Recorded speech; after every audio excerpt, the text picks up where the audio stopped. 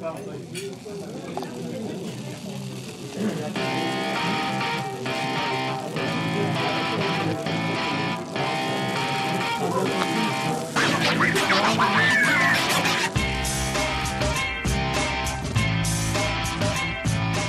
les marques, salut les smarts, salut peuple de catch-up.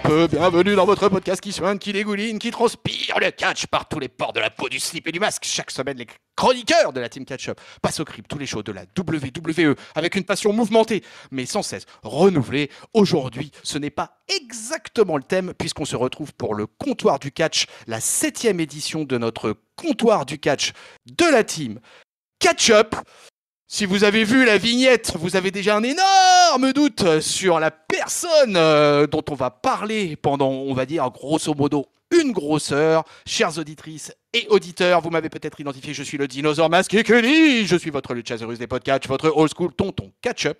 Et pour m'accompagner dans ce comptoir du catch #7, eh bien nous sommes tout simplement une triple frite, une de vos combinaisons favoris, chères auditrices et auditeurs.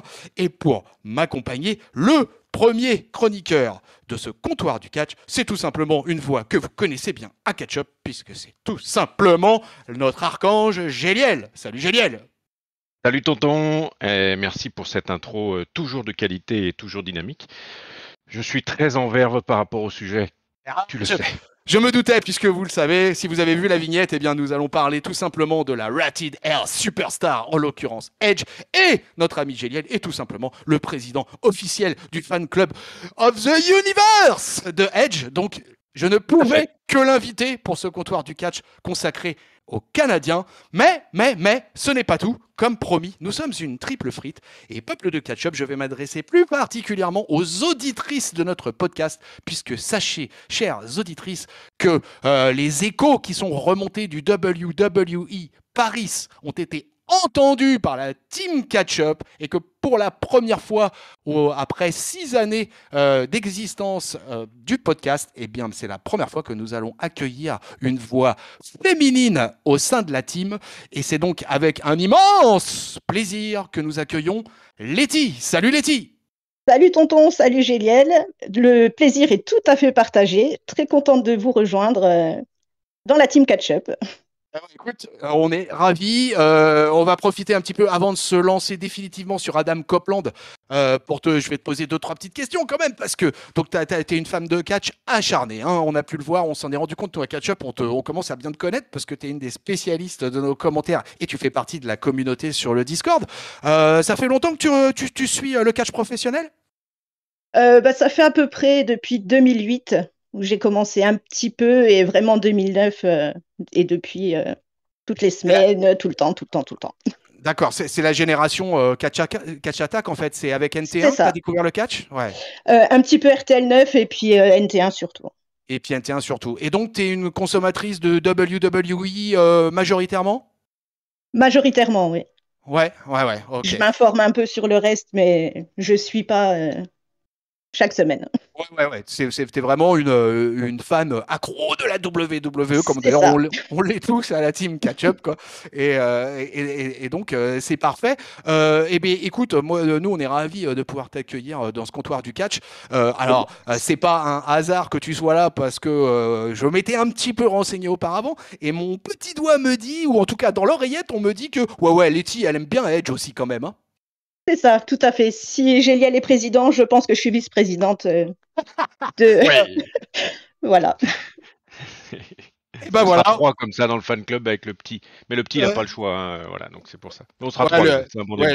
Le millénial, il a pas d'autre choix que d'adhérer au fan club de Edge de toute façon. Parce que sinon, c'est powerbomb à travers la table de la cuisine. Exactement. Alors, on s'est donc réunis tous les 3 un peu parce qu'on voulait parler de Edge. Alors, vous avez vu un peu le concept de comptoir du catch. On revient un peu sur les carrières de différentes choses, etc. On avait parlé de la All Elite Wrestling avec la taloche du catch, en l'occurrence le Tao. Les femmes, justement, avec le Papy. Et on avait fait plusieurs émissions consacrées un peu à des catcheurs qui s'étaient fait licencier. Donc, dans les commentaires, on avait pu noter que vous aviez été plusieurs à nous dire « Oh là là, le comptoir du catch, ça commence à faire un petit peu rubrique nécrologique, etc. » Et ben, on a décidé de prendre le contre-pied, mes amis. Non seulement on a une chronique chroniqueuse, mais en plus là on va parler d'un catcheur d'active, et quel catcheur, mesdames et messieurs, quel catcheur, puisque c'est tout simplement certainement l'un des, allez, je vais faire plaisir d'entrer à nos deux compères, puisque c'est certainement dans le top 5 mondial de l'histoire du catch. Et on va refaire un petit digeste très rapide de Adam Copeland. Et une fois qu'on aura fait ça, écoutez, on va s'attarder avec nos deux chroniqueurs spécifiquement un peu sur ce qui se passe depuis 2020 avec le Canadien. Alors, pour faire plaisir quand même à Letty et à Géliel, un petit digeste. Alors, notre ami Adam Joseph Copeland, les amis, il est né le 30 octobre 1973, il a 48 ans, il est donc canadien, né dans l'Ontario. Il est annoncé, alors ça c'est de la viande, il est annoncé à 1m96 et 110 kg, et vu la shape qu'il a à 48 ans, je pense que c'est totalement plausible cette affaire. Alors, vous connaissez, peuple de catch-up, la carrière de Adam Copeland qui est tout simplement monstrueuse, il faut bien le dire, il faut reconnaître les faits. Cet homme est déjà Hall of Famer alors qu'il est toujours d'active. Bien sûr, il y a eu un énorme hiatus pendant sa carrière, 11 années d'absence suite à une grave blessure, et en 2020, il revient, mais bien sûr, il s'était passé beaucoup de choses. Il arrive en 1998 à la WWE, et de 1998 à 2011, il aura un run absolument ininterrompu, que ça soit en solo ou par équipe. Il va traverser les années et la fameuse catch attack, la fameuse période avec NT1, etc.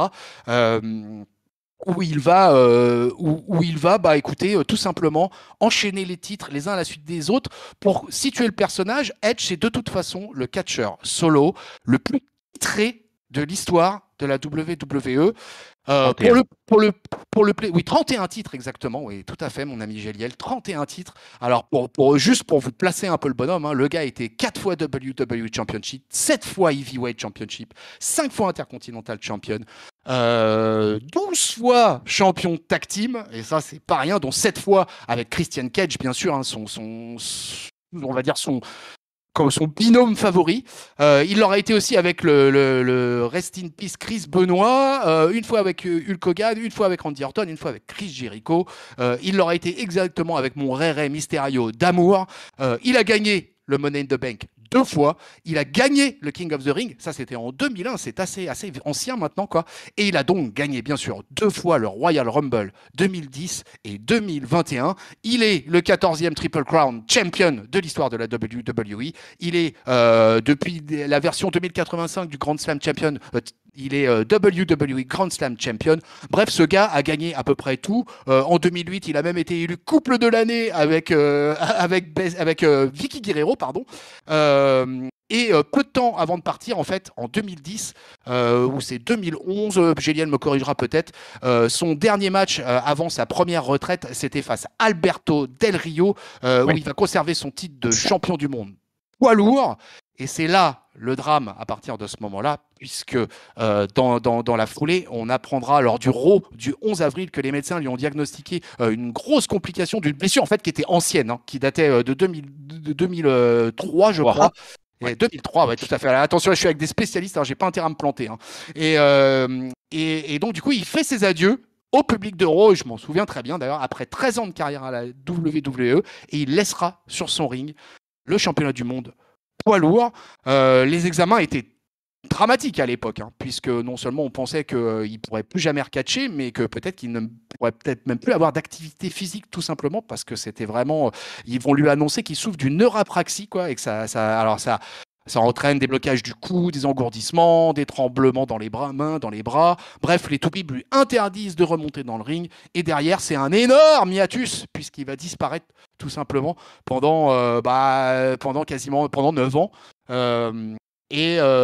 On va le voir apparaître, par contre, parce qu'il ne va pas disparaître complètement, puisque le Edge, il va avoir un peu la cote auprès des producteurs de séries télévisuelles, etc., puisqu'il va participer à différentes séries, entre autres, alors j'ai plus les noms en tête, etc., mais en tout cas, il va avoir une petite vie télévisuelle, en fait, pendant cette absence de la WWE. Alors, je vais me tourner tout de suite, honneur aux dames, et je vais me tourner tout de suite vers Letty. Alors, Letty, qu'est-ce que tu connaissais un petit peu de Edge, puisque tu dis que tu as découvert le catch vers 2008. Qu'est-ce que tu connaissais de Edge, en fait, sur cette partie-là, sur cette époque-là? Sur cette époque, j'avais tout à découvrir. Donc, en fait, Edge, ce qui m'a vraiment marqué, c'est quand j'ai allumé ma télé. C'est le premier catcheur que j'ai vu, en fait. Ah ouais. Et voilà, c'était la période avec Vicky, avec tout ça. Et tout de suite, j'ai été, je sais pas, fascinée par le personnage. Et après, voilà, des petites recherches sur le net, des petites vidéos. Et j'ai appris à découvrir voilà, toute la carrière. Et ouais, je suis restée scotchée, en fait. Et est-ce qu'il y a des matchs de cette époque-là, là je parle vraiment de cette époque-là, qui t'ont marqué particulier, que tu as été revoir ou que tu as découvert? De l'époque 2008. Ouais, ouais, de l'époque 2008, ouais. Bah, après, c'était, oui, surtout bah, toute la période après avec le Big Show, enfin, quand Vicky l'a lâché un peu, enfin, toute la période un petit peu. Je suis un peu perturbée, j'ai du mal Ah, à c'est m'exprimer, je suis désolée. t'inquiète pas, ça va aller tout seul. C'est normal, c'est la première fois. Attends, on y est tous passé un moment ou un autre ici, hein, n'est-ce pas, Géliel, hein? Oui, tout à fait. T'inquiète C'est pas. c'est quoi, toi, l'Archange, qu'est-ce qui t'a marqué, en fait, sur la période d'avant 2011 chez Edge? Ben moi rien, puisque j'ai eu un hiatus encore plus grand que le sien, puisque moi on en avait déjà parlé, j'étais plutôt team Canal dans les années 90, fin d'année 90, enfin début d'année 90, avec le catch, et puis j'ai laissé tomber vraiment complètement l'histoire et j'ai repris quoi 2014 quoi, donc je n'avais pas vu de match de Edge en live. Donc voilà, hein, c'est aussi ça qui fait la spécificité du truc depuis son retour. Et par contre, j'avais vu beaucoup de choses, j'ai vu beaucoup de choses depuis, et puis même depuis 2014, il y avait quand même pas mal de références. Et puis, c'est aussi sa manière d'être, enfin, ça c'est quelque chose qu'on apprécie ou pas, mais sa manière d'exprimer l'émotion dans les yeux, qui m'a dit, bah, putain, ce gars-là, en plus les quelques retours qu'il a fait, il déclenchait une pop de dingue.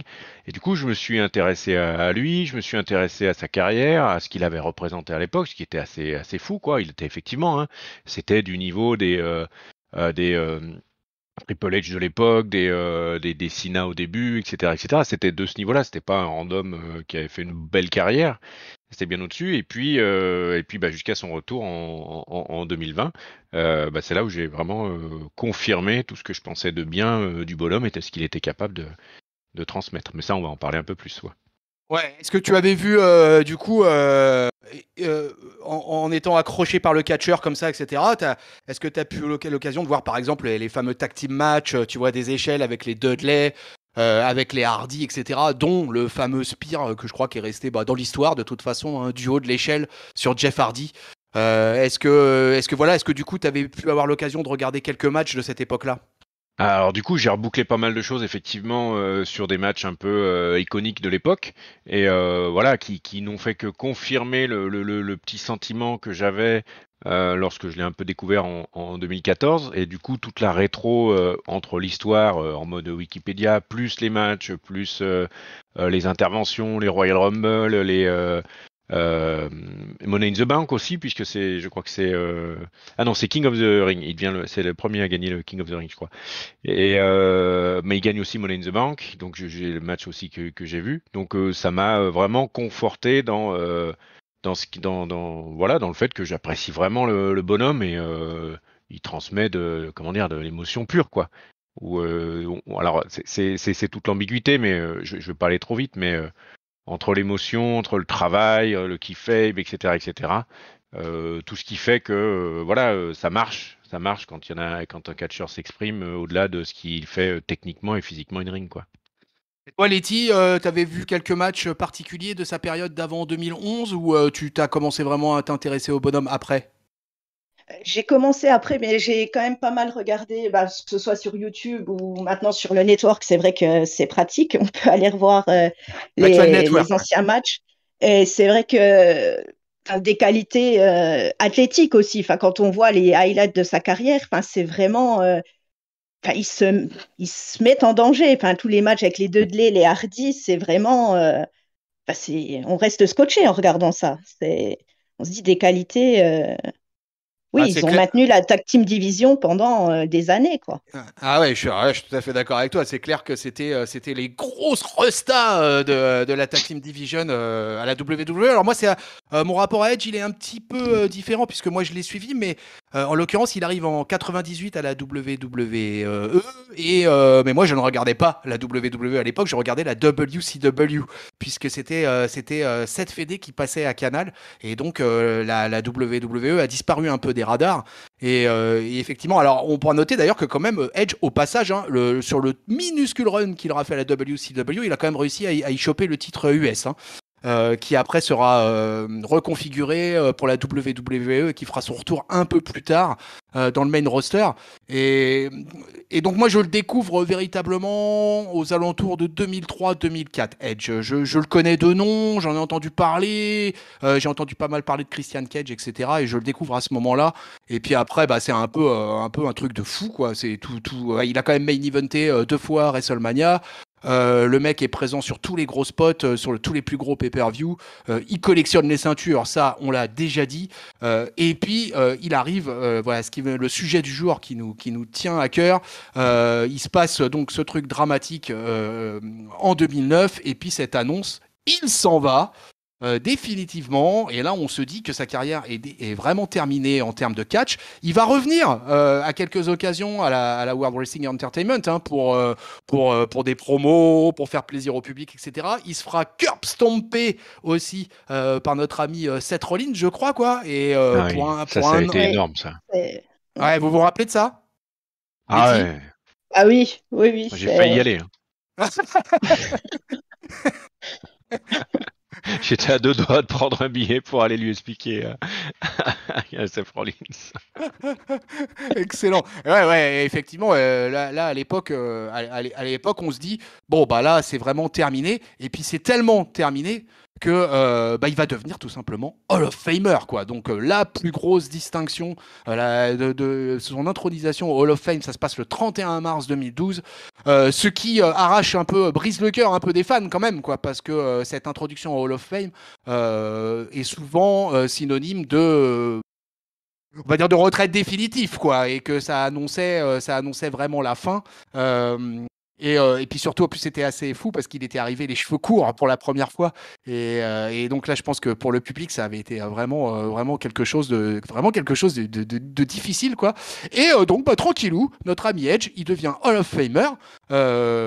Et voilà, hormis quelques petites apparitions, il va faire des petites apparitions, donc on l'a dit avec Seth Rollins. Il fera aussi des petites apparitions pour John Cena lors de la rivalité avec, avec Brock Lesnar au moment du retour de Brock Lesnar en 2012. Bref, voilà, tout ça, mais vraiment tranquillement. Il ira faire quelques petites piches chez ses potes, en l'occurrence Tommy Dreamer, puisqu'il va faire quelques petites apparitions à la House of Hardcore, toujours sans catcher. Et puis, il fait une apparition en 2018 où il va présenter un Cutting Edge pour le 1000e épisode de SmackDown, où il va inviter Becky Lynch, qui va être rejointe par Charlotte Flair, ce qui va mener d'ailleurs à une bagarre entre les deux femmes. Et on se dit, bon, bah voilà, bah Edge, il viendra de temps en temps nous faire un petit coucou, et puis c'est bien sympathique. Est-ce que vous vous étiez fait à l'idée que Edge ne viendrait plus à la WWE, ne catcherait plus? Letty. Depuis le temps, le nombre d'années, on avait été obligé, effectivement, comme tu disais, l'intronisation au Hall of Fame, quelque part, ça semblait comme une fin définitive. On allait le revoir comme ça, voilà, faire quelques petites apparitions, mais sur un ring, enfin, j'aurais jamais pensé le revoir sur un ring au cours de sa carrière, quoi. Ouais. Quelques piges et puis s'en va, quoi. Oui, Julien, voilà, c'est ça. c'était quoi ton sentiment à toi à ce moment-là? Bah, pareil, puisqu'en plus, moi, je l'avais pas vu catcher, donc pour moi, il était comme certains Hall of Famers qui passaient de temps en temps pour des promos, mais en plus, il passait, enfin, c'était quand même assez rare, hein, quand même, hein. Donc, ne l'ayant pas vu catcher, ayant effectivement euh, compris qu'il y avait quand même quelque chose de sérieux vis-à-vis de la santé, et puis, bah, du coup, voilà, j'appréciais le moment parce que franchement, il y avait quand même à chaque fois, c'est ça qui m'a vraiment, il y avait une pop dingue à chaque fois que Metalingus était joué.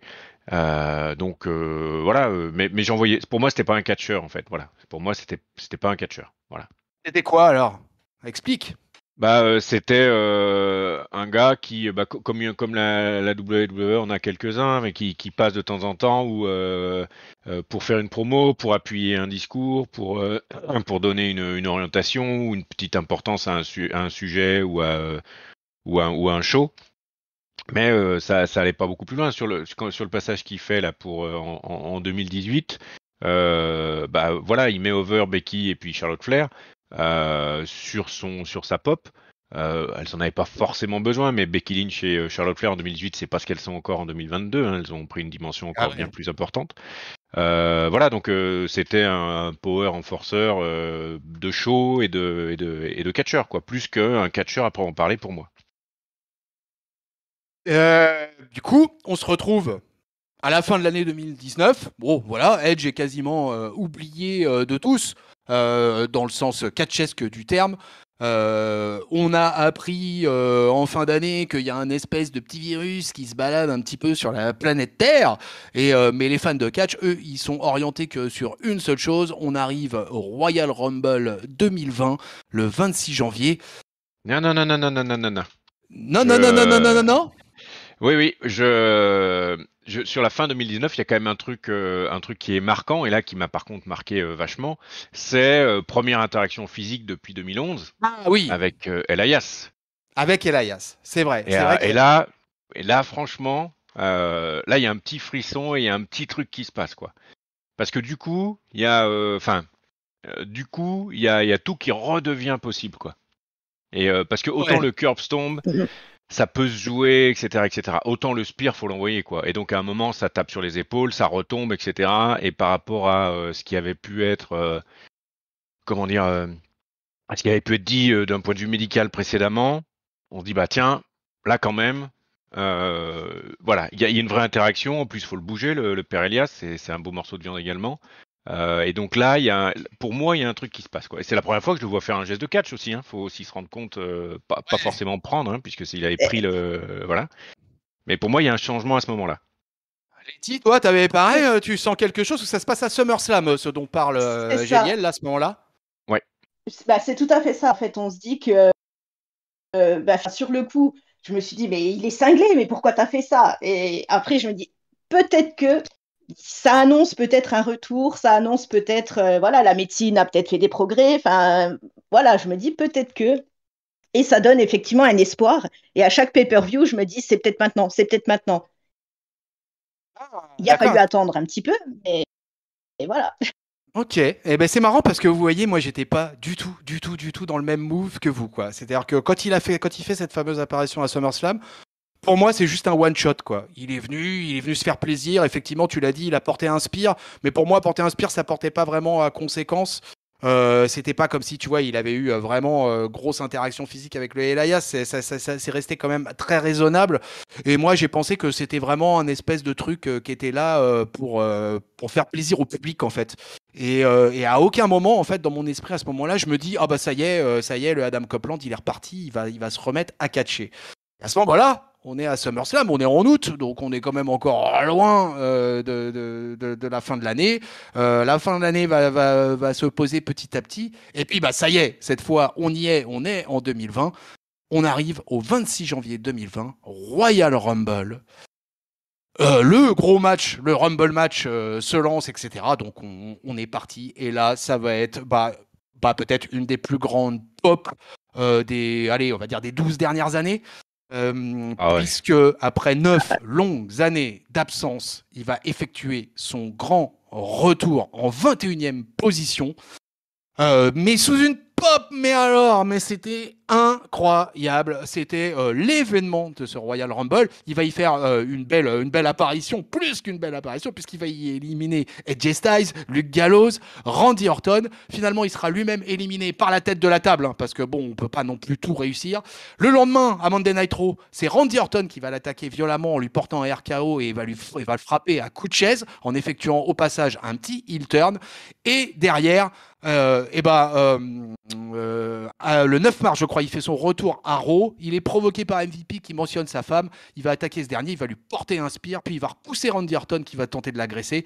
Et c'est parti pour la rivalité qui va se régler on va dire entre mars et juin, puisqu'il affrontera Randy Orton à WrestleMania 36 et à nouveau à Backlash. Donc on va s'arrêter tout de suite maintenant.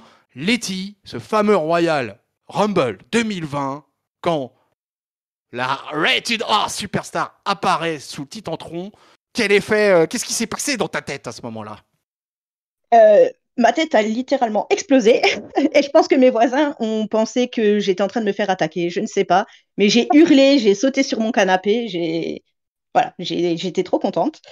Et après, voilà, la rivalité avec Orton, je me dis que c'est pas une mauvaise idée de commencer par lui, parce qu'ils se connaissent bien, ils ont eu quand même un paquet d'interactions, que ce soit en équipe ou l'un contre l'autre pendant leur carrière. Et non, j'ai trouvé que c'était un bon retour qui a été un petit peu gâché avec le public qui s'en va, enfin voilà. Mais non, enfin moi, c'était inconcevable il y a encore un an en arrière, donc j'étais super contente. Pareil, Ah, ce retour rumblesque. dingue. On était debout tous les deux à gueuler comme des cons avec le Millennials, avec Gaël. Et vraiment incroyable quoi. Vraiment incroyable. En plus, il arrive dans une shape de dingo avec son manteau, enfin tout était aligné quoi. Il fait un Royal Rumble terrible quoi. Comme tu l'as dit, hein, il élimine trois gros. Hein, il élimine pas non plus Ouais. n'importe qui. Il termine de justesse, éliminé par Roman Reigns à l'époque. Voilà. Ouais, énormément le retour. Effectivement, derrière, c'était un peu écrit, mais du coup, ça part en feud avec Randy Orton. Ouais, je suis un peu plus mesuré sur la feud, je l'ai trouvé un peu longue en fait. Et puis on pourra peut-être en reparler, mais par rapport à son retour la motivation de son retour, on pourra parler aussi peut-être du documentaire.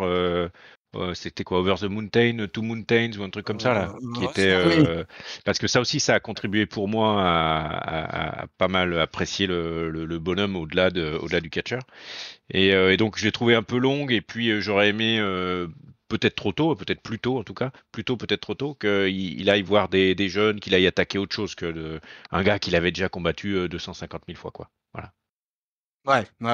Après, moi, j'ai quand même des bons souvenirs. Le Last Man Standing match à WrestleMania 36. Et en fait, derrière, après, il fait ce qu'ils avaient appelé, la WWE avait appelé le fameux The Greatest Wrestling Match Ever. Ouais. Oh. Bon, la tristesse, en fait, de ce fameux Last Man Standing match, c'est que là, à ce moment-là, on est en plein Corona Mania. Et que donc, le pauvre Edge, finalement, il a fait son retour au Royal Rumble devant une foule. Mais ça va vite se terminer, puisque à ce moment-là, on rentre dans l'ère du Thunderdome. Et que Edge, alors que ça aurait pu être un retour absolument terrifique parce que 9 ans, parce que 2020, parce que tout ça, et finalement, il va se retrouver un petit peu dans un espèce de faux rythme, j'ai presque envie de dire, avec cette absence du public, et surtout le greatest wrestling match ever, il va pas tourner comme il faut parce que il va se blesser en fait, Ouais. et C'est il va ça. se retrouver à s'absenter. Je crois qu'il aura été absent 7 à 8 mois, quelque chose comme ça quoi. Donc pas trop de chance en fait sur ce coup-là, le Edge Letty. Hein. Pas trop, mais bon. C'est voilà, après fallait qu'ils se remettent en condition et voilà, les blessures, enfin il en a eu plusieurs dans sa carrière, c'est vrai que qu'il a et puis à chaque fois c'est de longues interruptions. Enfin, il en avait déjà eu dans les années 95, je crois, 2005 pardon. Pendant 7 ou 8 mois, enfin voilà, il a vraiment pas de chance à ce niveau-là. Ouais, et Géliel, je sais pas si tu te remets un peu le fameux match face à Randy Orton à Backlash, quoi, mais c'était quand même d'une intensité. Enfin, je sais pas ce que tu en penses, mais moi, ce qui m'avait C'était violent. le plus épaté dans tout ça, c'était l'intensité que mettait Edge dans ses combats pour un mec qui avait pas catché pendant 9 ans, etc. Et puis, un truc que je sais qui te tient à cœur, c'est la shape, quoi.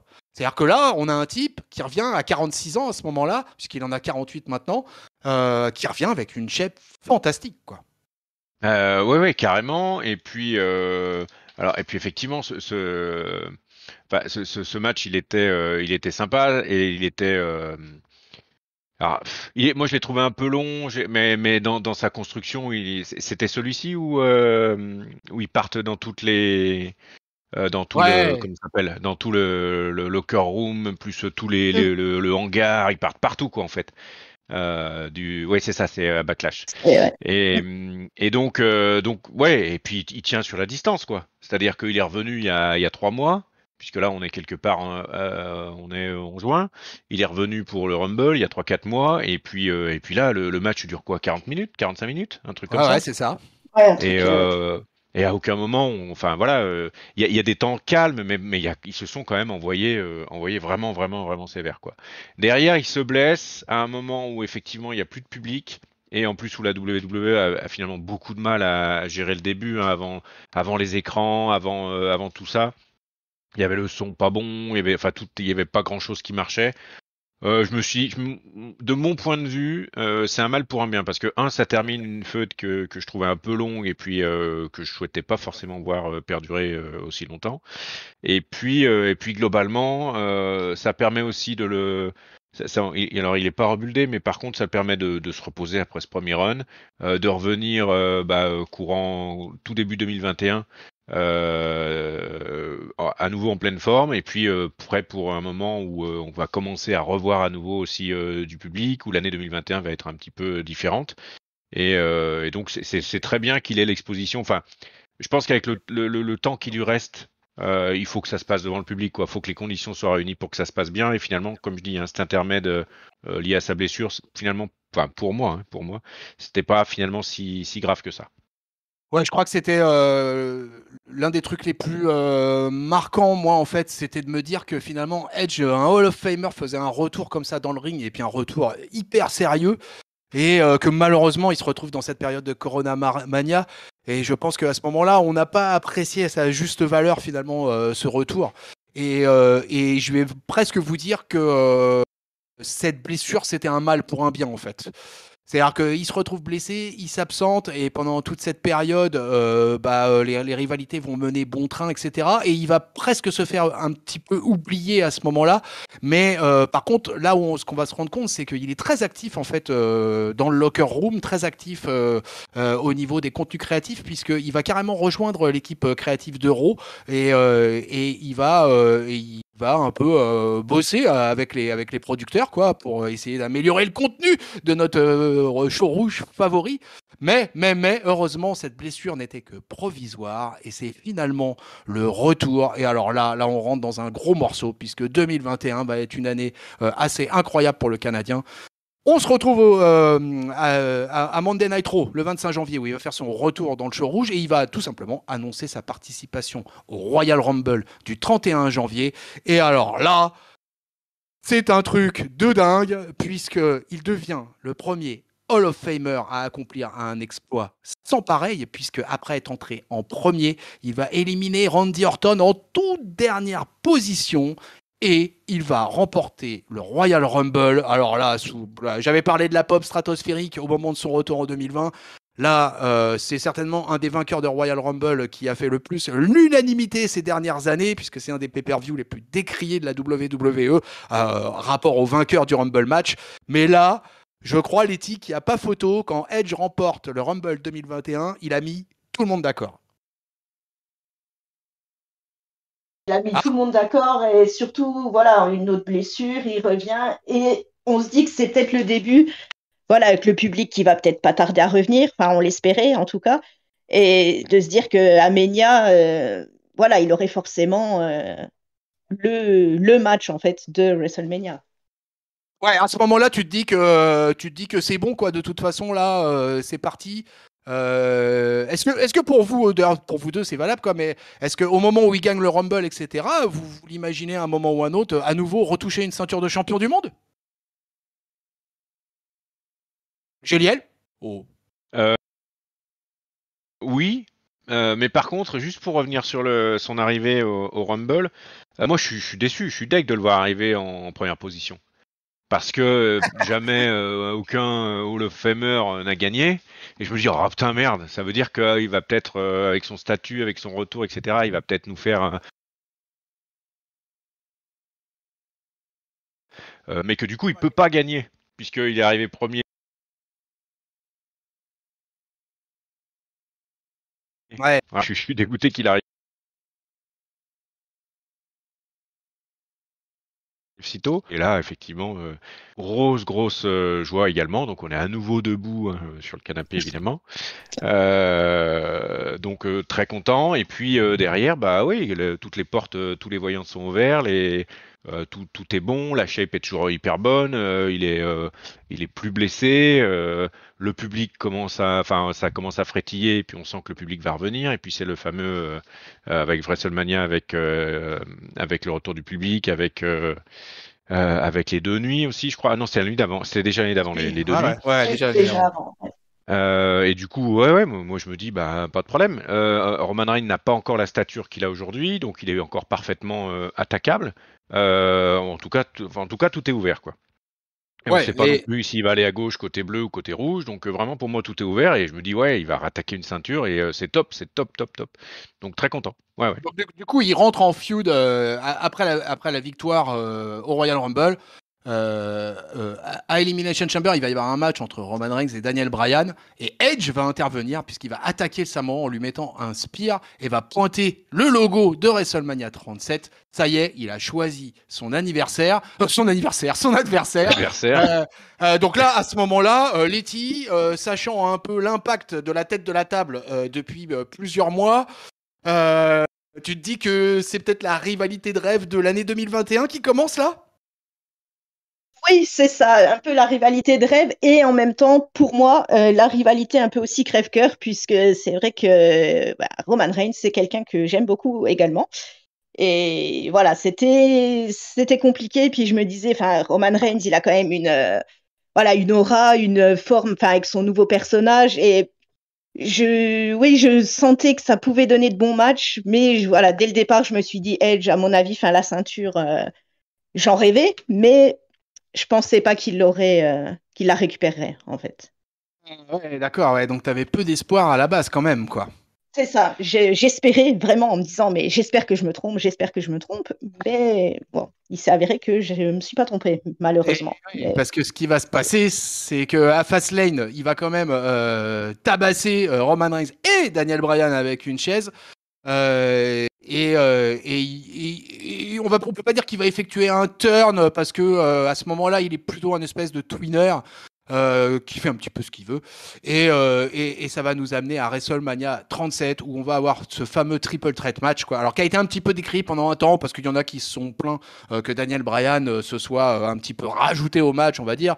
Moi je faisais partie de ceux qui étaient totalement satisfaits d'avoir Daniel Bryan pour nous promettre un main event de WrestleMania 37 monstrueux et ça va être le cas hein. On va avoir droit à un match incroyable entre les trois. Je crois d'ailleurs que la team Catch-Up l'a élu match de l'année en 2021 et on va avoir un match assez fantastique. Mais, notre idole à tous ne va pas réussir à tenir tête à la tête de table, puisque ça va être la victoire de Roman Reigns, qui commence, on va dire, véritablement à partir de WrestleMania 37, un espèce de run totalement incroyable et imprévisible.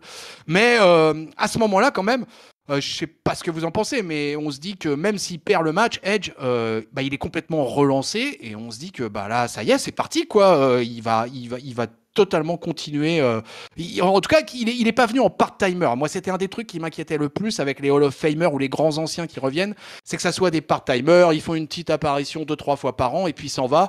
Là, on sent que c'est pas du tout le cas. On sent que Edge, il est venu pour bosser. Et puis, ce match, finalement, même s'il le perd, mais ça, c'est le catch. Et c'est quand même un sacré accomplissement. Et puis, c'est la preuve qu'il est au taquet, qu'il est en forme et qu'il est prêt à continuer. Donc, est-ce que les titres étaient rassurés par ça ou est-ce qu'au contraire cette défaite à WrestleMania 37 est un petit peu plongée dans la perplexitude? Non, mais justement, moi, au contraire de certaines personnes, je pense que Daniel Bryan, c'était une bonne idée de l'ajouter pour justement, il a perdu, certes, mais en se disant qu'il s'est pas complètement, disons qu'il a été moins touché que si ça avait été un face-à-face. Je ne sais pas si je suis claire. Si, ouais, je comprends. Ouais. Je comprends. Et voilà, je pense que ça, voilà, c'est ça, ça amène un peu, et en se disant que justement, ça n'a pas été avec Roman Reigns, c'est pas grave, on se relance, on prend une autre rivalité, et puis c'est parti, quoi. Pareil pour toi, Géliel, tu penses que finalement, ce résultat de WrestleMania 37 avec ce triple threat de match, ça l'a un peu protégé finalement, Edge? Ouais, et pourtant, je suis vraiment, comment dire, je suis ambivalent sur ce match. J'étais un peu, moi, j'étais dans la team dégoûté que Brian vienne se mêler au truc. Parce que je voulais effectivement que Edge aille gagner tout seul. Après, on se souvient de l'image où finalement Roman Reigns il pine les deux en même temps les uns sur les autres là. Donc finalement ils perdent tous les deux contre Roman Reigns. Donc et comme tu le dis, ils sont un peu protégés plutôt que Letty, tu l'as dit, où il a perdu tout seul comme un grand contre Roman Reigns, qu'il a montré qu'il était C'est moins ça. fort, etc., etc. Du coup, le fait qu'ils perdent à deux dans un match un peu à trois comme ça, je trouve que ça l'épargne effectivement. Donc, bon, j'étais déçu, mais voilà. Et puis après, voir comment ça allait se passer la suite et vers quoi il allait partir. Je reviens sur ce que tu disais aussi sur le fait que pas part-timer, mais vraiment catcheur à temps plein. Effectivement, quoi. Encore plus maintenant, il continue à le prouver, mais déjà à l'époque, il était présent, il était sur les segments, il venait faire les promos. Enfin, il a Ouais. jamais ménagé sa peine sur le truc, quoi. À partir du moment où il a dit je suis OK pour venir, bah, il était OK pour venir. Et puis, il est reparti comme n'importe quel gars du locker room pour faire le boulot, quoi. Et donc, ça aussi, c'est vraiment, vraiment appréciable, quoi. Ouais, ouais. Alors, il va disparaître un tout petit peu en sortant de WrestleMania 37 pour se remettre un peu des coups donnés par la tête de la table. On va le ménager un petit peu et c'est assez normal. Il va faire son retour à SmackDown en juin. Il va attaquer à nouveau Roman Reigns et les Usos d'ailleurs. En juillet, il va aller à Money in the Bank, mais il va pas réussir à nouveau à remporter le titre universel de la WWE. Cette fois, c'est dans un match en régulier avec Roman Reigns, mais ce match, il va le perdre à cause d'une grosse tricherie, puisque notre Seth Rollins national va faire une belle intervention pour empêcher que Edge puisse gagner ce match. Et du coup, derrière, ça va enchaîner avec la grosse rivalité face à Seth Rollins. Ils s'affronteront d'ailleurs à SummerSlam. Alors, du coup, Letty, Edge, il a quand même finalement son title shot, mais en un contre un face à Roman Reigns à Money in the Bank. À ce moment-là, est-ce que tu y crois encore? Alors, contrairement à WrestleMania, oui, aussi j'y crois vraiment. Je me dis que voilà, il s'est bien remis, il est bien revenu et que cette fois-ci, voilà, il a perdu la dernière fois. Dans ma tête, il peut pas perdre. C'est pas possible. Et voilà, Seth Rollins qui débarque, notre cher ami qui aime bien tricher visiblement et qui, oui, enfin, et la rivalité qui s'ensuit. Enfin, moi, je l'ai trouvé, franchement, je l'ai trouvé très bien écrite. Je l'ai trouvé bien pour une rivalité de SummerSlam en tout cas. Ouais, moi je constate que Géliel, tu vas pouvoir nous en dire plus, mais moi je constate au final quand même que depuis WrestleMania, etc., Edge, il affronte quoi? Il affronte que les top catcheurs de la WWE, hein. Oui, et pour revenir sur ce match, euh, je me souviens pas si j'y croyais ou pas. En tout cas, je trouve que l'intervention de Seth Rollins a lancé derrière une rivalité que j'ai trouvé vraiment hyper intéressante, quoi. Ouais. Ils sont allés chercher sur le psychologique parce que les deux sont quand même Seth Rollins. Enfin, moi je le savais, moi je l'ai plus découvert sur Edge, mais j'avais pas forcément mesuré cette dimension sur les images ou sur les matchs que j'avais pu revoir à l'époque. Là, ils sont allés se batailler sur des trucs avec j'ai tout fait en mieux, mais toi t'es qu'une copie. Enfin, il y avait le Edge Light, il y avait tout ça. Enfin, il y avait des choses vraiment Ouais. vraiment super sympas, quoi. Et Seth Rollins qui a débarqué chez Edge. Enfin, c'était C'était vraiment des trucs. génial, ça. C'était vraiment vraiment sympa. Et puis en plus, enfin, c'était pas quelque chose pour détourner. C'est-à-dire que derrière, on savait, enfin parce que Edge l'avait prouvé depuis son retour, et puis parce qu'on connaissait Rollins que au moment où ils allaient se refoutre sur la tronche sur le ring, ça allait délivrer. Et donc, c'est pas un cache-misère de dire bah tiens ils sont en train d'occuper le terrain à gauche à droite parce que ça va être chiant sur le ring, donc ils gagnent du temps ailleurs. Et du coup, il y avait un ensemble un peu plus global avec la construction psychologique, plus la rivalité, plus les promos, plus finalement le payoff sur le ring. Enfin, tout ça fait que c'est une vraie rivalité vraiment super sympa. Et puis moi, j'étais aussi très content que finalement, alors au-delà du niveau, hein, Seth Rollins c'est quand même du très très haut niveau, il attaque des catcheurs qu'il n'avait pas eu l'occasion de confronter ou à qui se frotter du temps de son prime, quoi. Et donc Ouais. voilà, moi j'étais aussi dans ce que j'attendais un petit peu du retour de Edge, c'est de dire, alors j'en avais parlé à un moment dans une review. Il avait, pour moi, il portait aussi pour moi cette idée j'avais fait l'analogie avec Michael Jordan sur le fait quand il était revenu de ses 2 retraites, Michael Jordan, à un âge un peu plus avancé, où c'était plus tout à fait le Michael Jordan du début, mais il était revenu, il l'avait dit, pour l'amour du jeu, love of the game, et je ressentais ça aussi côté Edge, où finalement, quand il a déjà 31 titres, il a plus grand chose à prouver. Pourquoi il revient? Parce qu'il sent qu'au fond de lui, il a envie encore de s'amuser, il a envie de donner de l'émotion, il a envie de tout ça, quoi. Et ça s'est ressenti vachement, je trouve, dans cette rivalité avec Seth Rollins. Et je trouve que c'est vraiment un truc qui fait que, pour moi maintenant, Edge est vraiment quelqu'un d'hyper complet, quoi, avec ce qu'il est capable de montrer dans le ring, plus cette partie émotionnelle. Et avec la face, avec les yeux tout bizarre là que tu apprécies pas particulièrement, tonton, je le sais. Mais enfin, en tout cas, ça fait quand même un total package. Et derrière, avec ce qui se passe en ce moment en plus, ça montre aussi que voilà, il est capable de retourner, de revenir, etc. Et que au moins de ce point de vue-là, et tant que le physique suivra, même si on sait qu'il a plus une centaine de pay-per-view dans les jambes, et voilà, il est là, et puis c'est, je trouve extrêmement agréable de le voir catcher, voilà, en ce moment. Ouais, moi j'avais été particulièrement impressionné, hein. Moi j'ai déjà eu l'occasion de le dire à l'antenne, hein, par son retour, etc. Et par la maestria dont il a fait preuve tout au long de ces mois. Pour moi, la rivalité face à Seth Rollins de 2021 est une des plus grandes rivalités de l'année. Ils auront des super matchs, hein. Ils vont se rencontrer à SummerSlam où Edge va gagner par soumission face à Seth Rollins. Mais en octobre, Edge, il va être drafté, il va être transféré au Show Rouge, et du coup, le 21 octobre à Crown Jewel, il va affronter Seth Rollins dans ce qui va être tout simplement le dernier match de la rivalité, et on va avoir un Hell in a Cell match entre les deux. Alors, tu l'as rappelé, Géliel, il y a eu tout ce qui s'est passé entre les deux et le Be Like Edge de Seth Rollins, etc. Tout ça, c'était parfaitement orchestré, et on va avoir un très très gros match à Hell in a Cell, hein. Pour moi, dans mes souvenirs, je peux peut-être me tromper, j'irai réécouter l'analyse qu'on avait faite à l'époque, mais pour moi, c'était peut-être le meilleur match d'ailleurs du pay-per-view. Mais en tout cas, cette dernière victoire face à Seth Rollins, ça nous scelle dans le marbre le fait que Edge est de retour et que ça va faire mal. Et là, je pense justement que vous, les deux présidents du fan club, vous deviez être parfaitement heureux de cette victoire de Edge face à Seth Rollins, Letty, hein. Je pense que là, ça sentait bon après cette victoire à Hell in a Cell, hein.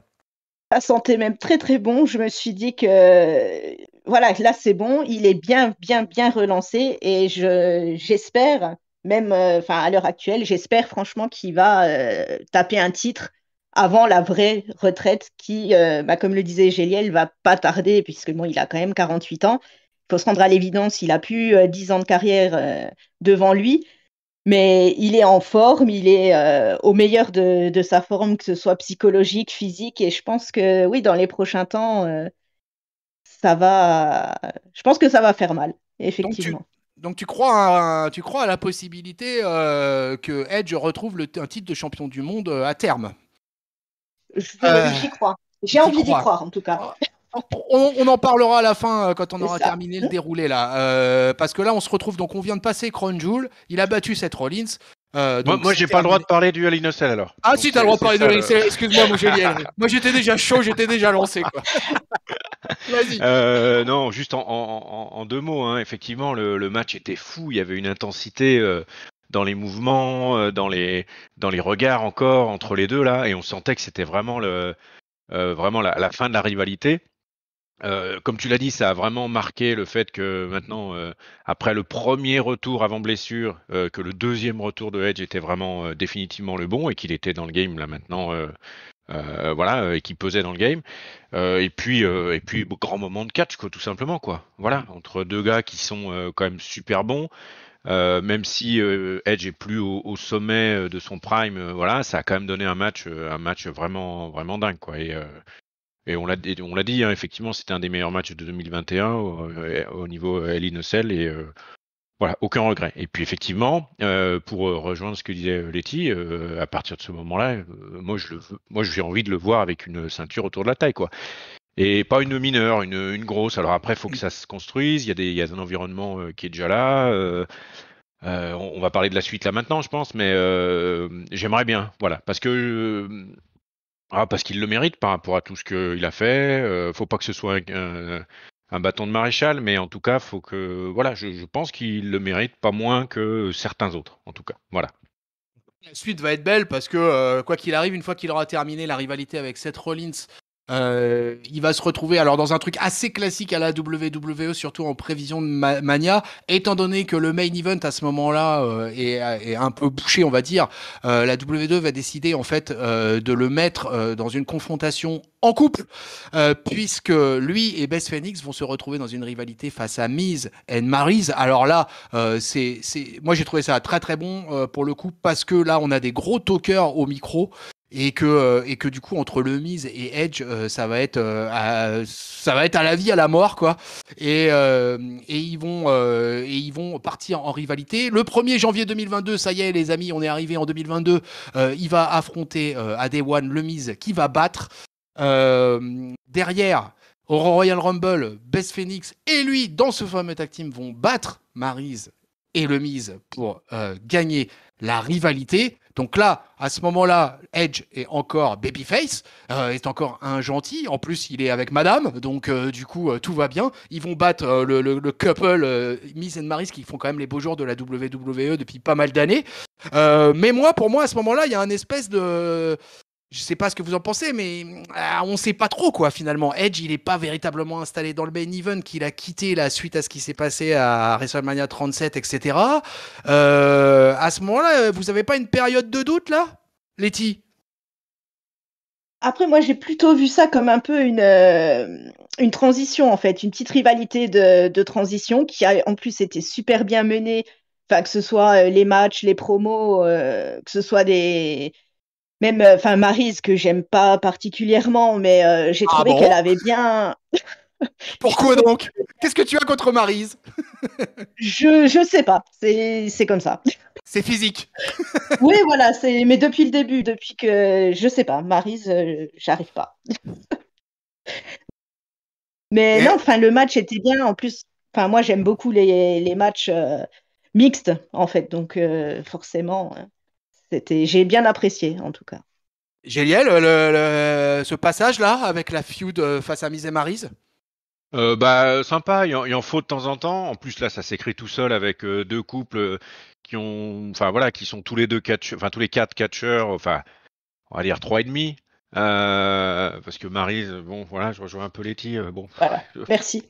suis pas hyper convaincu de l'utilité voilà de Maryse, mais en tout cas bon, voilà, en tout cas c'était, elle nous a un peu surpris sur certains moves. Moi enfin je l'avoue, hein, Oui. elle a fait lors du match, il y a eu des moves qui étaient assez étonnants de sa Mm, part.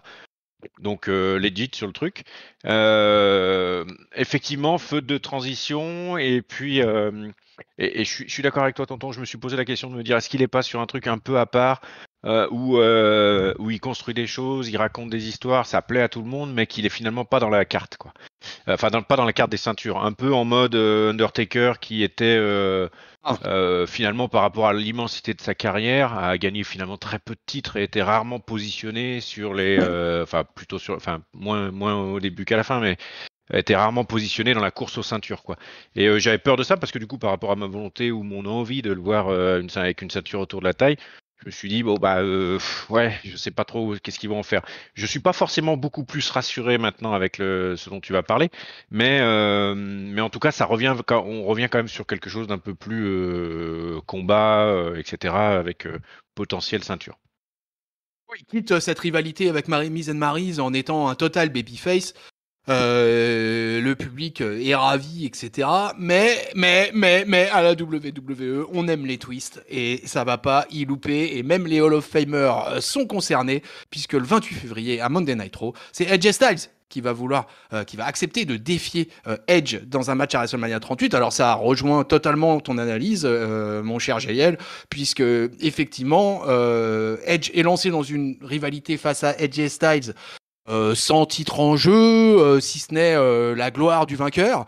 Et du coup, on va partir sur WrestleMania 38, où peuple de catch-up, vous pouvez aller réécouter l'analyse. Il y aura donc un gros match entre AJ Styles et Edge. Alors, Letty, est-ce que déjà, est-ce que t'as comment dire, tu penses du bien de notre ami Edge Styles? Est-ce que tu étais contente en fait de voir Edge arriver dans une rivalité face au Phénoménal?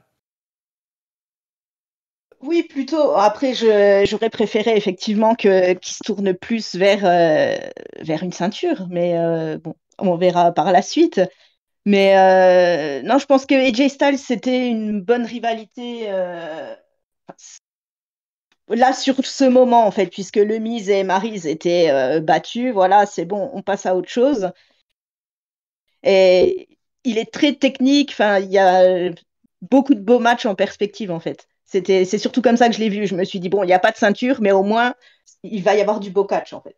Ouais, en fait, c'est ça, c'est souvent le truc d'ailleurs, c'est que moi, c'est ce que je constate avec Edge depuis son retour, c'est qu'on se dit, ok, il est pas mis soit dans le main event ou soit pour une ceinture, etc. Mais quelle affiche, quoi. C'est-à-dire que moi, en tout C'est cas, ça. de ma vision, c'était Edge Styles versus Edge. Pour moi, c'était un dream match, quoi. Et c'était ton cas, Géliel. Oui, carrément. En plus, c'était amené avec, ouais, c'était amené de manière vraiment très sympa. En plus, Gistal sortait de son, de sa, enfin pas de sa faute, mais de son histoire avec Homos là, donc il était à nouveau disponible solo. Donc ça allait très bien. Et puis en plus, euh, à, à, à ce moment de sa carrière, Edge, c'est plus maintenant qu'il va aller soulever des Homos ou des Bobby Lashley. Donc effectivement, vaut mieux le mettre en face d'adversaires qui sont techniques, qui proposent des trucs hyper sympas. Voilà, où on prend plaisir, hein, comme tu l'as dit, Letty, avec du beau catch où on va apprécier les mouvements, etc. Que, comme je disais, avec un gros behemoth insoulevable, puis finalement on aurait pas rendu honneur à ce qu'est capable de faire Edge encore aujourd'hui, quoi. Donc ouais, bonne idée que cette rivalité-là, et puis tout ce qui va en découler derrière, en Ouais, plus. ouais. Moi, clairement, j'ai trouvé ça absolument génial. Enfin, moi, ça fait partie de des rivalités depuis le début de l'année. Moi, que j'ai adoré là entre AJ Styles et Edge. J'ai trouvé le match de super qualité à WrestleMania. Sur une carte archi lourde, donc c'était compliqué. Mais je reviens encore une fois parce que moi je pense que c'est un des trucs marquants, c'est vraiment ce statut presque à l'Undertaker qu'il a et qui lui permet justement que son match soit aussi énorme finalement qu'un match avec une ceinture en jeu, quoi. Et c'est ça qui est fort avec Edge, quoi. C'est il est capable de créer suffisamment d'événements pour qu'on en oublie presque qu'il y a une ceinture. Et c'est là qu'il va y avoir le drama le plus important finalement de cette année 2022. Moi je crois que c'est un des trucs les plus importants qui se soit passé à Monday Night Raw depuis le début de l'année. Il va effectuer un heel turn en portant un concerto au phénoménal. Donc pour vraiment montrer qu'il est à nouveau redevenu méchant, très très méchant, l'ultimate opportuniste. Et WrestleMania 38, donc on l'a dit, il va battre AJ Styles. Et depuis, il va former une alliance, il va tout changer. Il va se couper les cheveux, il va changer de theme song, et pour la première fois, il va débarquer depuis son retour en formant une nouvelle alliance qui va être baptisée le Judgment Day, et qui va être très très vite rejoint par Damian Priest et par Rhea Ripley, qui était peut-être finalement la plus grosse surprise des deux. Il y a très peu de temps, les amis, il y a 12 jours, à WrestleMania Backlash, il va à nouveau battre AJ Styles par Edge. soumission, aidé par Rhea Ripley qui va donc créer la distraction et donc qui rejoint officiellement le clan après le combat. Depuis ces 2 semaines, eh ben, écoutez, toutes les semaines, il fait son apparition dorénavant avec un trône, une musique pourpre. Donc, comme je l'ai dit, le theme song a changé.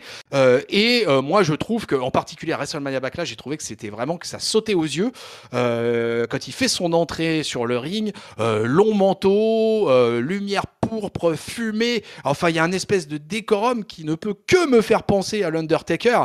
Et je trouve qu'il y a tellement de similitudes entre les deux là que vraiment, moi, ça m'a sauté à la gueule, quoi. Voilà, ça y est. Dorénavant, on a le Judgment Day qui est créé et on va pouvoir finir là-dessus un petit peu en faisant soit du fantasy booking ou en tout cas en imaginant est-ce que à travers le Judgment Day Edge va réussir à retourner sur les sommets et choper cette fameuse ceinture mondiale. C'est toute la question qu'on se pose. Donc Letty, comment tu envisages ce Judgment Day là, parce que on sait que là ça va être une histoire qui va durer sur plusieurs mois. Donc comment, si tu, en tout cas toi tu étais en charge tout simplement du booking, comment tu envisagerais un peu ce clan là du Judgment Day? C'est une excellente question. Ah, merci. Non, après non, c'est un clan. Enfin, moi j'aime beaucoup en fait le Judgment Day. Je trouve que ça colle bien avec son nouveau personnage. Voilà, très à la Undertaker, un petit peu vraiment cette ambiance, tout ça. J'étais surprise à moitié, mais par Damien Priest, puisque c'est vrai que bon qu'on avait ce personnage de Damian qui ressortait de temps en temps, mais c'était pas, enfin je m'attendais pas en fait à ce qu'il rejoigne Edge. Rhea, c'était un petit peu moins une surprise. Je sais pas pourquoi je m'y attendais. Et non, je pense que dans les prochains temps, ils Comment tu, vont régner un peu. Enfin, j'espère en tout cas. Voilà. ouais, tu crois qu'ils vont régner un peu sur le roster de Monday Night Raw et comment tu vois par rapport à Rhea Ripley? C'est intéressant d'avoir un avis féminin là-dessus d'ailleurs. Comment t'envisages un peu Rhea Ripley? Tu crois que Edge va se servir d'elle uniquement comme ça pour jouer les enforceurs, ou tu penses que justement il va la faire grimper pour retrouver le main event féminin? Bah, justement, c'était enfin, par rapport au dernier Raw, donc j'ai pas vu celui de cette semaine, mais donc celui de la semaine dernière, où justement je me suis dit, bon, il faut quand même qu'ils essayent de trouver voilà, une rivalité, de trouver quelque chose, qu'elles ne se contentent pas juste de se mettre entre les deux en disant, ah mais non, je suis une femme, ne me frappez pas. Parce que enfin, là, ça pourrait devenir un peu redondant, en fait, si on a ça toutes les semaines. Voilà, donc après, pourquoi pas des matchs intergender. Enfin, moi, j'aimerais bien. Je pense qu'elle a les qualités pour se battre, voilà, contre un Finn Balor, par exemple. Je pense Ah que ça ouais. pourrait donner, techniquement, je pense que ça pourrait donner un bon match, hein. Après, et puis une ceinture, ce serait le mieux. Après. Voilà, je ne sais pas ce que vous en pensez. Et toi, Géliel, Génial. l'intergender? Euh, je pensais pas forcément à ça. Moi, je trouve que la faction là, elle est en train de prendre une sacrée belle gueule, quoi. Alors, Damian Priest, je suis assez content qu'il ait rejoint euh, Judgment Day. Moi, j'ai un avis particulier, c'est-à-dire que j'aimais beaucoup son personnage un peu fun, et je trouve qu'il avait un côté The Rock au niveau du micro, toute la partie quand il était avec Bad Bunny là, je trouve que sur ce moment-là, je trouve que ça passait bien. Maintenant, il a eu toute une période, Damien Priest, où il faisait juste la tronche en serrant les dents, en faisant pas content, pas content. Et je trouvais ça d'un ridicule absolu. Là, maintenant, il y a quelque chose qui se construit autour avec une histoire. On s'entend bien tous, hein, on est d'accord. Mais une histoire avec Edge qui construit quelque chose, un clan un peu, un clan heel, quoi. Donc moi, ça me va avec Damien Priest au milieu. À WrestleMania Backlash, l'arrivée de Rhea Ripley. Alors, contrairement à vous, moi, je l'ai pas vu du tout venir, donc du coup, j'étais fou. J'ai trouvé ça génial, et puis en plus, mais avec le recul, vous aviez raison, ça tombait sous le sens en fait. Euh, donc là, on a une faction avec une fille, deux gars. Je verrais bien un quatrième membre, histoire de peser vraiment, et puis de se dire quand la faction apparaît à 4, quoi qu'il arrive, tout le monde tremble. À 3, c'est jouable, mais c'est pas encore autant qu'à 4, et puis ça marche bien les factions à 4. Moi, je vois bien Une quatrième, on est dans le fantasy pur booking, on est d'accord, hein, c'est ce que tu avais dit, tonton. Complètement, ouais. Complètement. À ce stade de sa carrière, moi je verrais bien un truc où finalement il va chercher le titre en se servant de la faction. Et puis là, comme on a commencé à le voir un peu, il commence à se mettre un petit peu en retrait, passer en mode un peu mentor, etc., etc. Ça va bien avec le côté trône, roi et compagnie. Et il va pousser Rhea Ripley vers le titre. Et puis soit Damien Priest, soit un quatrième membre de la faction, si c'est un mec, vers également une autre ceinture, histoire d'avoir quelque chose d'ultra dominant où le Judgment Day a plusieurs ceintures, règne un peu, fait parler la violence et la terreur sur la WWE. Et puis globalement, prise de recul jusqu'à, parce que je crois que alors là on va rentrer dans des trucs un peu considérations un peu administratives, mais je crois qu'il a un contrat jusqu'à 2023, début d'année Ouais, c'est ça. 2023. Donc où il prendrait un peu sa retraite définitive, si tant est qu'il est intéressé par le faire, sur 2023, en ayant amené Rhea Ripley, en ayant fait bénéficier donc de toute son expérience, de son talent, Rhea Ripley et puis un autre vers une ceinture, en ayant lui-même porté une dernière fois une ceinture. Alors là, moi je peux, comme on dit, je peux mourir tranquille. Voilà. Carrément. Bah écoute, moi, mon fantasy booking sur cette affaire, c'est, je vous rejoindrai finalement tous les deux sur pas mal d'aspects. Moi aussi, je suis assez pour le fait qu'il y ait un quatrième qui rejoigne. Moi, je serais même parti pour un clan complet. Il pourrait générer un peu un clan de heal assez terrible qui pourrait faire régner la terreur sur le main roster. Moi, je trouve que c'est formidable d'avoir mis Edge comme ça. J'ai déjà eu l'occasion d'en parler à l'antenne. Donc, je trouve vraiment que c'est vraiment super d'avoir mis Edge comme ça en chef de clan. Et bah, je vous rejoins sur le fait que moi, pour moi, Damian Priest et Rhea Ripley, c'est déjà deux bonnes pioches. Le quatrième, moi, j'ai plein de doutes hein, sur le ou la quatrième. D'ailleurs, pourquoi pas là. Je sais pas trop encore. Je sais pas trop encore sur quoi m'orienter. Par contre, un truc qui est sûr, c'est que j'espère que la WWE ne crée pas ce clan pour juste les faire visoter. Je crois que c'est Letty qui l'a dit, pour un truc redondant qui revient toutes les semaines, etc. Où finalement il n'y aurait pas tellement de lignes directrices, quoi, et on ne saurait pas trop où ça va. Moi, ce que j'espère, c'est que le clan là va créer la terreur jusqu'à, on va dire, SummerSlam, allez, pendant tout l'été là, et puis que effectivement, une fois qu'on va sortir de l'été, peut-être que là. Bah peut-être que Edge va tout simplement décider en tant que chef de clan qu'il est temps de toucher de l'or et qu'il va peut-être lancer ses poulains. C'est pour ça que je me demandais à Letty si elle envisageait bien de voir Rhea Ripley retourner dans le main event féminin. Parce que moi je pense qu'un Edge peut être un sacré tremplin pour ces catcheurs-là. À partir du moment où tu as un mec, un vétéran comme ça, qui prend en main des catcheurs qui sont là depuis pas tellement longtemps finalement dans le main roster, quoi de mieux qu'avoir un Edge pour vous lancer sur le tremplin de la réussite.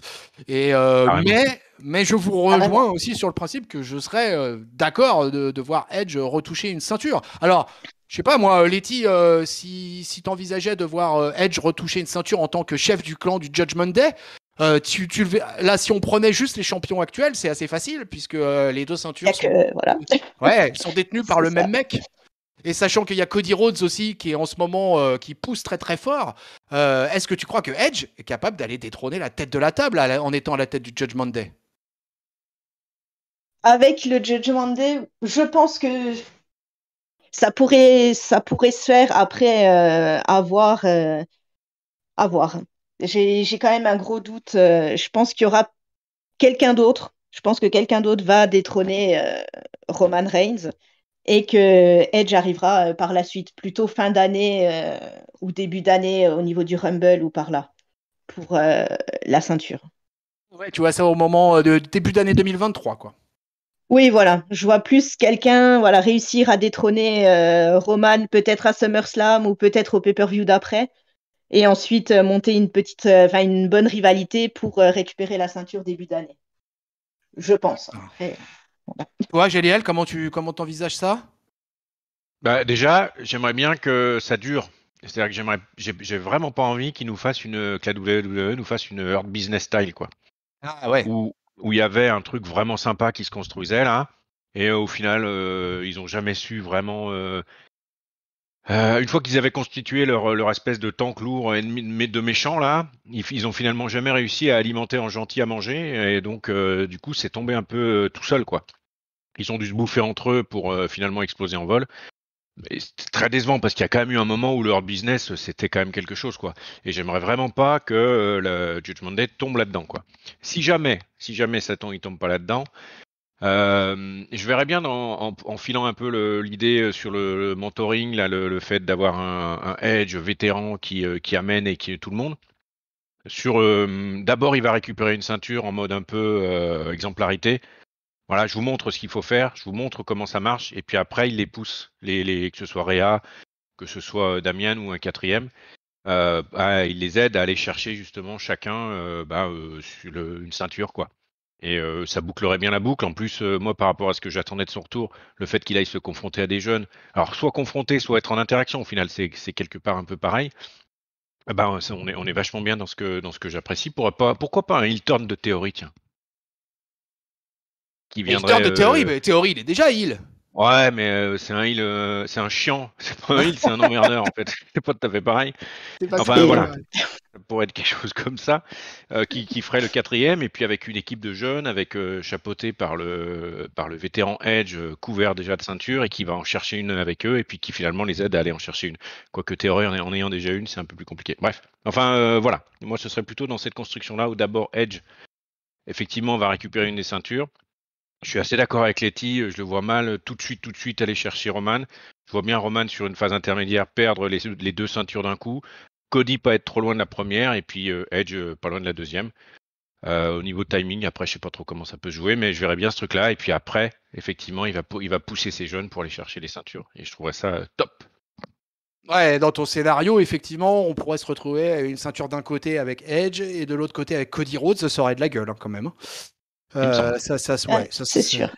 ça serait pas tout à fait dégueu. Tiens, ouais, je digresse un tout petit peu, mais du coup, ce fameux Cody Rhodes, Letty, qu'est-ce que t'en as pensé de ce retour là, qui est tout récent? Ah bah, c'était un truc de malade. Enfin, la pop qu'il a pris, surtout que je m'attendais absolument pas à ça. J'ai Franchement, je m'attendais absolument pas. J'ai tendance moi, à arrêter d'aller sur les sites et tout ça avant WrestleMania, puisque j'ai peur toujours de me faire spoiler de Ah, certains pareil, trucs. pareil.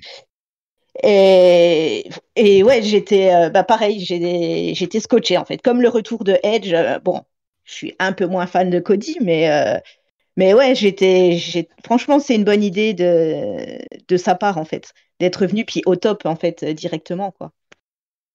Et alors, aucun de vous deux n'a eu de problème, parce que moi, c'est souvent des fois mon problème. Des fois, moi, j'ai du un peu du mal avec les vétérans comme ça, les mecs qui reviennent comme ça. Mais comme j'ai pu le dire tout à l'heure, j'avoue que vraiment le retour de Edge, moi, je trouve que ça a été géré avec maestria. Et pour moi, c'est tout simplement peut-être le meilleur.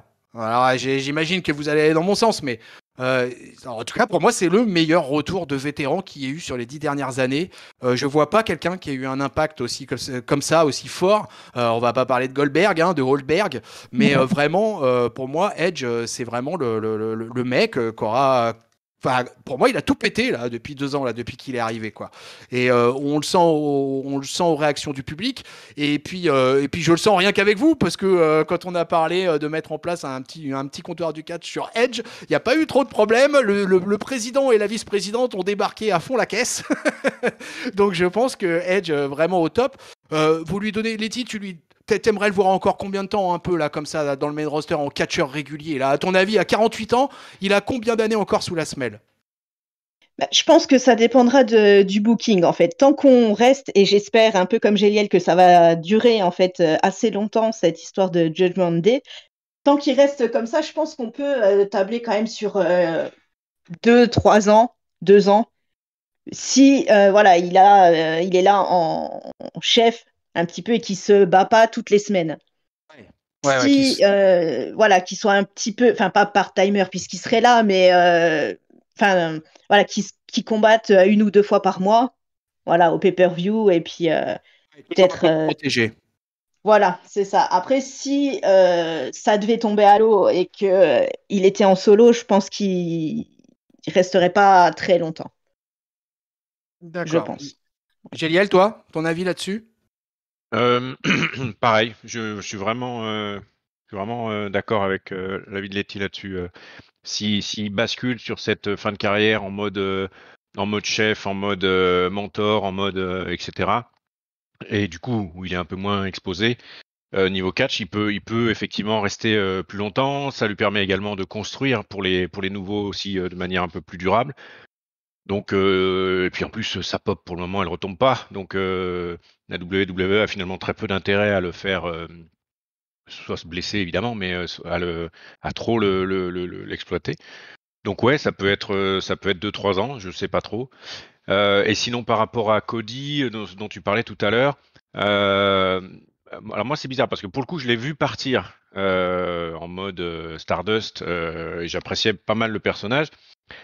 Mais c'était de la mid-card, quoi. Enfin, il a jamais, enfin, Ah oui. mon point de vue, il a jamais tapé au-delà de la mid-card quand il était.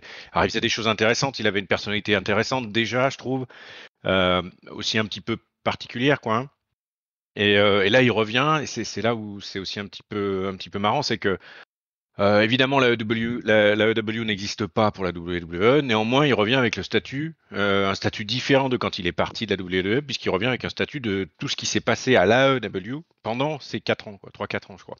Et donc, c'est assez notable aussi le fait que ce soit comment dire, les accomplissements réalisés en dehors de la WWE qui ramènent finalement Cody a un statut qu'il n'avait pas obtenu lui-même à la WWE, quoi. Donc ça, c'était assez. Enfin, moi, j'ai trouvé ça assez intéressant avec l'histoire des portes qui s'ouvrent, etc., etc.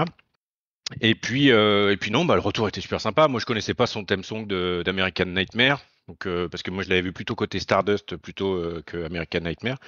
Du coup, bah, je connaissais pas, mais quand j'ai vu la pop et puis quand j'ai vu que voilà, Cody était là, c'était très sympa. Alors, je suis exactement hein, comme Letty. Hein, moi, je coupe tout 10-15 jours avant. Pas envie de me spoiler un truc. Ah, on a vu machin qui était dans la ville, bidule, etc. Alors, le pire machin qui peut arriver, quoi. Et donc, j'étais très content de le voir débouler. Voilà. D'accord, ouais, ok. Bon, bah écoutez, bah voilà, bah on a fait un peu le tour de la carrière de Edge depuis son retour. Moi, je reste, de toute façon, GL, tu le sais, on a déjà eu l'occasion d'en parler ensemble à l'antenne. Moi, j'avoue que moi, je suis totalement convaincu par le retour de Edge. Pour moi, il n'y a eu que très peu de fausses notes dans ce retour. C'est toujours agréable en plus de voir un mec comme ça, un quadragénaire bien avancé, presque un quinca, être dans une forme pareille et nous délivrer des matchs et des promos aussi intenses. Donc ça, c'est vraiment super. J'aurais bien voulu finir par un espèce de, je sais pas, une espèce de petit, si vous aviez dû donner un top là sur les 2 années là à chacun là, c'est quoi, ça aurait été quoi votre match préféré de Edge depuis ces 2 années là, Letty là, c'est quoi le match qui t'a fait le plus vibrer depuis son retour? Euh, J'hésite entre Ouais, le ouais. Hell in a, entre le Hell in a Cell et le match contre le Miz et Maryse. Mais je dirais plutôt quand même le Hell in a Cell parce que enfin il y avait une intensité alors qu'il y avait rien au bout en fait. Et on en revient à ça, même sans ceinture, voilà, il se donne à fond et alors que à part de dire oui j'ai gagné la rivalité, voilà, il n'y a pas d'enjeu particulier en fait. Et c'est et ouais non, je pense que c'est ce match-là mon top. Et toi, Géliel? Bah alors en top, effectivement, le même, hein, et pour les mêmes raisons, parce qu'il est capable de rendre un match de milieu de pay-per-view comme étant quasiment un show stealer easy sur ce match-là. Y a qu'à voir Corbin, Madcap Moss à Backlash, comme quoi hein, il peut y avoir les besoins de respiration hein, dont on avait parlé aussi. Avec des matchs où il n'y a pas d'enjeu et puis où ils arrivent à embarquer personne, quoi. Donc là, il y a du vrai talent, il y a de l'intelligence, donc c'est pour moi mon top. Je vais faire un flop aussi. Alors mon flop ça sera Vas-y. plutôt sur la partie avec Randy Orton, une feud que j'ai trouvé un peu trop longue, et puis parce que j'étais dans l'optique de le voir vraiment affronter des nouveaux. Donc voilà, ce sera sur son retour le flop. Et puis ma note sur son retour, bah, ce sera un 5,5 sur 5, Ah parce que je ouais? pense qu'il le mérite, ouais. Ouais, ouais, ouais. Et toi? Toi, Letty, si t'avais un flop et une note à donner, ça se trouve, t'as même pas de flop à donner. Bah, le flop, non. Enfin, après, c'est plus, oui, général.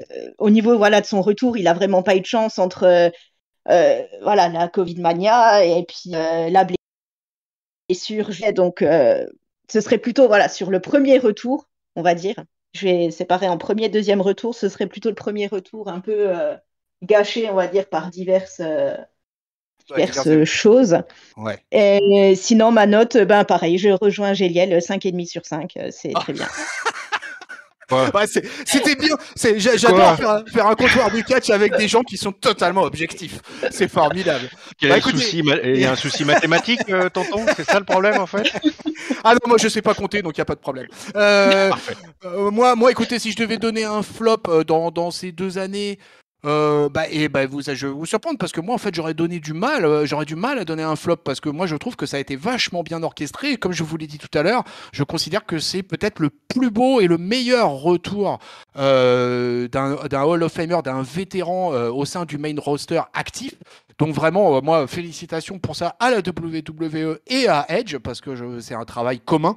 Donc vraiment, moi, j'ai été épaté. Alors, comme je le dis souvent en rigolant, moi, je trouve que Edge est un catcheur absolument horrible, quoi. Je le trouve laid, mais as fuck, quoi. Je trouve qu'il a une gueule de heel naturelle, quoi. Et c'est un mec qui me fait peur, quoi, en fait, clairement, quoi. Quand il fait ces scènes, là, quand il est au milieu du ring, sur une chaise, là, avec les lumières et tout, je trouve qu'il est incroyable. D'ailleurs, à Catch Up, on a eu l'occasion de faire quelques vignettes assez fantastiques avec son visage. Mais il est laid, enfin je le trouve laid, mais je trouve que justement il a un visage fantastique, quoi. Et que du coup j'arrive même pas à sortir véritablement un flop. Si je devais mettre un mini flop, ça serait peut-être moi pour le coup pour la feud face aux Miz et Maryse, qui était pas un truc qui me passionnait des masses, parce que la WWE aime bien faire ces trucs-là. On avait eu droit à John Cena avec les Bella et tout ça. Bon, moi c'est pas trop ma cam ça, et que moi j'avoue que au moment où en fait il y a eu cette rivalité, bah moi j'étais plutôt comme vous, c'est-à-dire que j'étais dans l'état d'esprit de me dire merde, bah moi Edge, quitte à le voir, et bah moi j'aimerais le voir beaucoup plus haut dans la carte et pas se faire chier avec des rivalités de couple, tout ça c'est pas un truc qui m'intéresse des masses. Mon top, ça va vous paraître bizarre, mais moi je vais le donner à sa défaite à WrestleMania. Face à la tête de la table, parce que alors j'aime bien quand je dis ça, parce que je me dis, ça se trouve il y a des gens qui nous découvrent pour la première fois, ils se disent mais de quoi il parle quand il parle de la tête de la table, ce mec?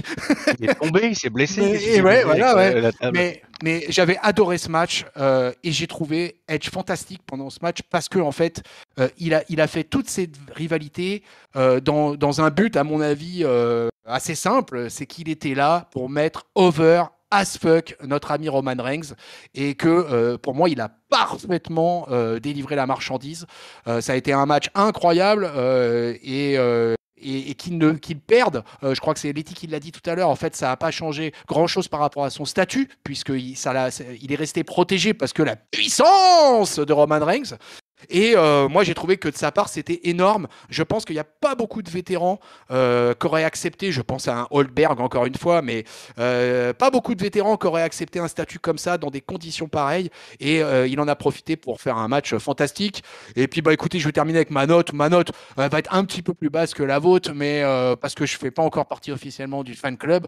Mais moi je vais quand même mettre un beau 4,5 à ce retour qui, voilà, je le répète encore une fois, et pour moi le plus beau retour des 10 dernières années.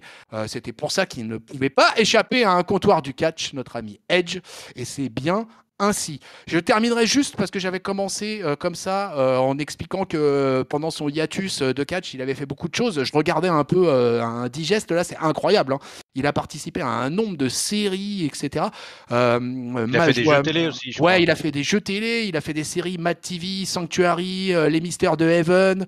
Il a participé à Viking aussi, quoi, qui est quand même une des grosses séries hyper mainstream, et donc c'était pas rien. D'ailleurs, je me rappelle du look qu'il avait, c'était assez fantastique.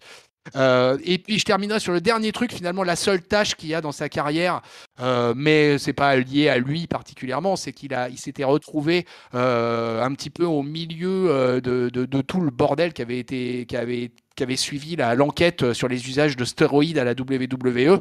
Et encore une fois, moi je trouve que cette histoire fait partie de la légende de Edge, puisque voilà, il y avait eu tout un article qui était consacré à lui, etc. Il était lui suspecté d'usage de stéroïdes, d'hormones de croissance, etc.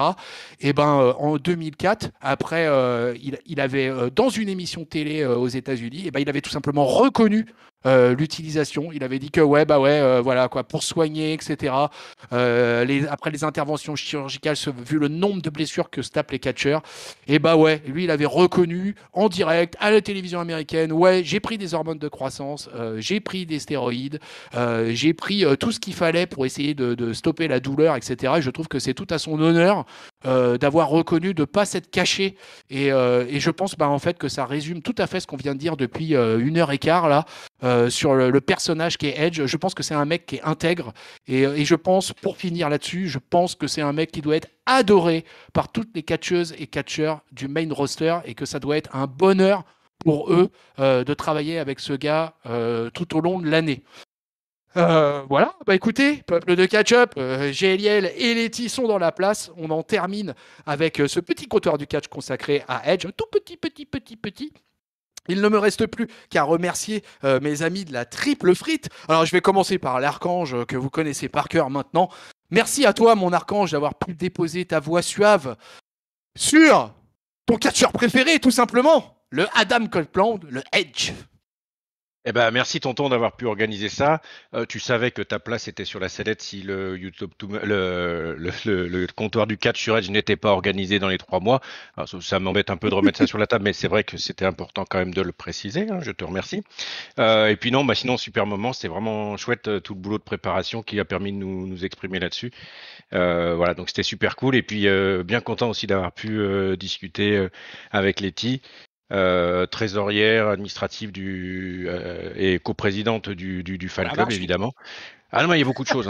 Ah ouais, faut dire, on n'est pas nombreux, donc on est obligé de partager les tâches aussi. Et en tout cas, c'était super cool de faire ce comptoir avec toi. Okay. Et j'espère qu'il y aura d'autres reviews à faire avec toi, Letty, un peu plus tard. Voilà. Eh ben voilà, écoutez, Letty, toi, c'était ta première, ta toute première, voilà quoi, le comptoir du catch, #7, voilà, tu commences fort, tu commences avec une émission spéciale. On était ravis de t'avoir et d'avoir ton avis un peu sur la Rated Air Superstar.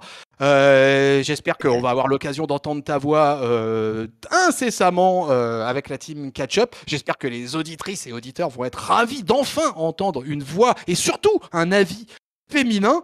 J'espère que t'étais pas trop mal à l'aise et que pour cette première, finalement, Edge t'aura aidé à te mettre sur les rails. Eh ben, merci en tout cas de m'avoir invité à participer. C'était franchement, j'ai vraiment aimé discuter avec vous, surtout de Edge, effectivement. Et non, franchement, c'était super. J'étais très stressée au départ. Je ne sais pas si ça s'est entendu, mais j'étais très, très stressée.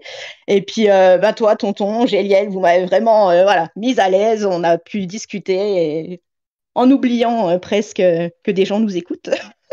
Donc, voilà. Non, merci. Voilà, j'ai rien d'autre à dire. Et puis, très fière d'être la première voix féminine catch-up. Ouais, tu peux. Ah ouais, carrément. Et puis nous, on est super heureux, quoi. Tu vois quoi. Depuis le temps qu'on attendait ça, qu'on ait une dame qui aime le catch et qui vienne le partager avec nous à l'antenne, ça c'est vraiment génial. Rien que le simple fait d'entendre ta voix là tout à l'heure en antenne quand t'es arrivé, je me suis dit waouh, comment ça change. En l'espace de 2 secondes là, boum là, tout s'est transformé sur cette chaîne. Surtout que ça va quasiment après, ça va permettre de faire une deuxième personne après Giscal à défendre le catch féminin. Donc c'est hyper, moi je trouve que c'est hyper intéressant. Voilà. Et puis moi, il me tarde d'avoir des reviews avec Raw, SmackDown, avec Letty, etc. pour qu'on puisse justement parler de catch féminin et autres. Mais tout ça, ce sera une autre histoire. Donc en attendant, Catch-Up, ainsi s'achève ce comptoir du catch #7. N'oubliez pas, rejoignez-nous, rejoignez la communauté Catch-Up sur le Discord. Tous les liens sont dans la description de la vidéo YouTube. Abonnez-vous pour ne manquer aucun épisode. Sur toutes les bonnes plateformes de podcast, Apple Podcast, PodCloud, Spotify, Deezer, Google Podcast, les réseaux sociaux, Twitter, Facebook, Instagram, le site officiel catchup.lepodcast. Chers amis, chers peuples de Catch-Up, ainsi s'achève ce comptoir du catch en ligne. Vous avez toutes les choses habituelles. Vous avez d'ailleurs le WrestleMania Backlash avec une énorme vignette de Edge pour vous accueillir. Le dernier Monday Night Raw, le dernier Friday Night SmackDown avec le papy anti-Atemi et Raphaël. Hier, il ne me reste plus qu'à souhaiter une bonne semaine pleine de catch à Letty et à Géliel. Salut Letty, à très bientôt. À très bientôt, salut. Salut mon archange Géliel. Salut tonton, salut Letty, salut à tous et une petite bise à Adam si jamais il nous entend. Okay. Ouais, on n'y manquera pas. Allez, peuple de catch-up, là-dessus, on vous souhaite une bonne semaine pleine de catch, on vous fait des bisous, on vous fait des cordes à linge plein la face. Et salut, peuple de catch-up.